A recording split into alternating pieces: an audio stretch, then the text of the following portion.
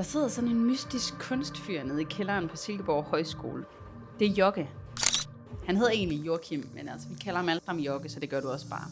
Han er altså i gang med det her kunstprojekt, hvor den menneskelige hånd møder og udfordrer den digitale. For ligesom at bygge på det der med det menneskeskabte, og hvor nemt det er at skabe på computer. Det er faktisk et rigtig godt eksempel på et værk, som bryder frem fra en elev på hovedfaget kunst her på Silkeborg Højskole. Det er jo en kunst, kan man sige. Men udover kunst, så er Jocke 22 år fra Aarhus og tidligere. Masterbarista. Han laver altså en ret led latte art og styrer baristaudvalget med en blød hånd.